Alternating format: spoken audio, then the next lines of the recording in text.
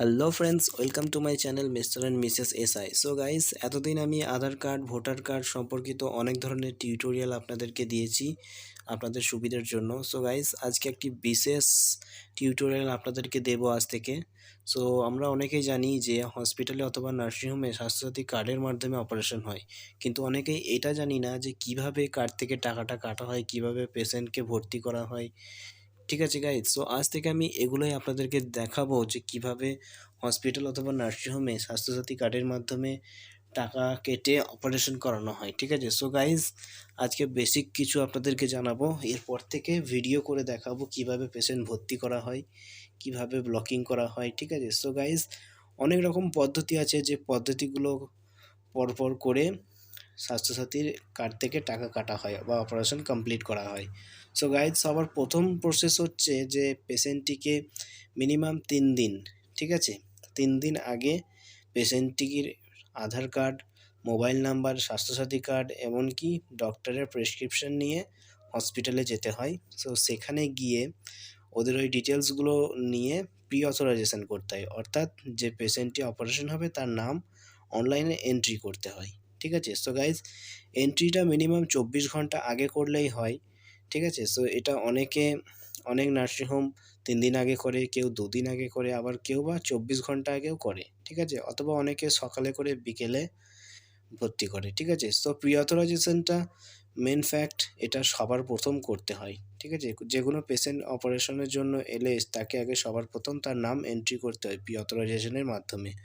So এরপরে next যে step, সেটা হচ্ছে যে পেশেন্টটিকে ভর্তি করতে হবে। সো ভর্তি করার জন্য পেশেন্টটিকে অপারেশনের আগের দিন নার্সিংহোমে অথবা হসপিটালে চলে আসতে হবে।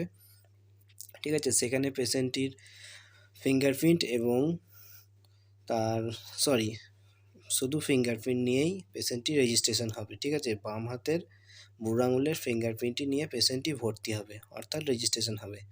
সো রেজিস্ট্রেশন হয়ে যাওয়ার পরে পেশেন্টটির কার্ড থেকে সবার প্রথম টাকা কাটা হবে, যেটাকে বলা হয় ব্লকিং। স্বাস্থ্যসাথীর ভাষায় যেটাকে বলা হয় ব্লকিং, কার্ড থেকে টাকাটা ব্লক করতে হবে। সো এটা ব্লক করার জন্য পেশেন্টটির ফিঙ্গারপ্রিন্ট লাগবে এবং পেশেন্টটির একটি ছবি লাগবে। ছবিটা কিন্তু পাসপোর্ট সাইজ কিংবা অন্য কোনো তোলা ছবি নয়। পেশেন্টটি লাইভ ক্যামেরার সামনে বসে থাকবেন যখন স্বাস্থ্যসাথী অ্যাপে টাকাটি ব্লক করা হবে, তখনই কিন্তু লাইভ ছবি লাগবে। ঠিক আছে, সো গাইজ কার্ড ব্লক হয়ে যাওয়ার পরে, টাকাটি ব্লক হয়ে যাওয়ার পরে আপনাকে পেশেন্টের সমস্ত blood report, USG report, doctor prescription, PAC note, complain letter, এই সব কিছু ডকুমেন্টস কিন্তু আপলোড করে পাঠাতে হবে। ঠিক আছে, যেটাকে স্বাস্থ্যসাথীর ভাষায় বলে প্রিয়থ আপলোড।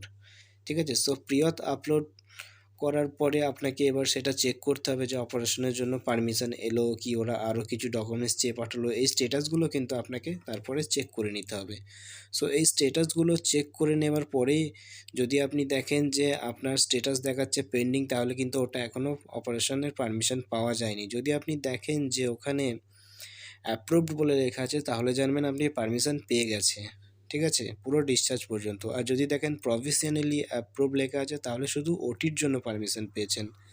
ঠিক আছে, সো গাইজ ওটি পারমিশন হয়ে যাওয়ার পরে, ওটি কমপ্লিট হয়ে যাওয়ার পরে আপনাকে কিন্তু এবার পেশেন্টটিকে 2-3 দিন পর কিংবা 4 দিন পর ডিসচার্জ করতে হবে। সো ডিসচার্জ করার জন্য ওখানে কিন্তু সেক্ষেত্রে আপনাকে পেশেন্টের ফিঙ্গারপ্রিন্ট এবং লাইভ ছবি তোলা হবে ক্যামেরায়। ঠিক আছে, সো এগুলো তুলে নেবার পরে পেশেন্টটি কিন্তু ডিসচার্জ হয়ে যাবে। আর হ্যাঁ, আরেকটা কথা বলে দিই, পেশেন্টটি যখন অ্যাডমিশন হবে, রেজিস্ট্রেশন থেকে শুরু করে ডিসচার্জ পর্যন্ত প্রতিটা এই দুটো স্টেপের ক্ষেত্রে কিন্তু আপনার যে পেশেন্টের যে মোবাইল নাম্বারটা দেবে, সেই মোবাইল নাম্বারে কিন্তু একটি মেসেজ চলে যাবে। ঠিক আছে, যখন অ্যাডমিশন হবে তখন একটি মেসেজ যাবে, ডিসচার্জের সময় তখনও একটি মেসেজ যাবে। সো গাইস, এই জিনিসগুলো আমি লাইভ আপনাদেরকে দেখাবো। সো ডিসচার্জ হয়ে যাওয়ার পরে পেশেন্টটির ফাইনাল ডকুমেন্টস সাবমিশন করতে হবে, অর্থাৎ ফাইনাল ডকুমেন্টস বলতে পেশেন্টটি যখন ছুটি হয়, ডিসচার্জ পেপার, ট্রিটমেন্ট পেপার, ঠিক আছে, এই সমস্ত ডিটেলসগুলো আপনাদেরকে ফাইনাল ডকুমেন্টস সাবমিশনে পাঠাতে হবে। ঠিক আছে, সো গাইজ নেক্সট ভিডিওতে আমি আপনাদেরকে দেখাবো যে স্বাস্থ্যসাথী কার্ডের মাধ্যমে অপারেশন করার জন্য যে প্রি অথরাইজেশন করতে হয়, অর্থাৎ 3 দিন অথবা 24 ঘন্টা আগে যে অপারেশন হবে তার নামটি এন্ট্রি করতে হয়। সো সেটা কিভাবে এন্ট্রি করবে হসপিটাল ট্রেনিংয়ের ক্ষেত্রে, অর্থাৎ হসপিটাল বা নার্সিং হোমে যারা কাজ করে তারা কিভাবে এন্ট্রি করে বা কিভাবে এন্ট্রি করবেন আপনি, সেটা আমি নেক্সট ভিডিওতে দেখাবো। ঠিক আছে? সো গাইজ, এরপর থেকেই কিন্তু স্বাস্থ্যসাথী ট্রেনিংয়ের সমস্ত ভিডিও আমার এই চ্যানেলে আপনি দেখতে পাবেন। স্বাস্থ্যসাথী সংক্রান্ত যে কোনো কমেন্ট থাকলে আপনি আমাকে জানাতে পারেন কমেন্ট বক্সে। ঠিক আছে? সো গাইজ, আজকের মতো এতটুকুই। দেখা হচ্ছে নেক্সট ভিডিও স্বাস্থ্যসাথী ট্রেনিংকে নিয়ে। ঠিক আছে?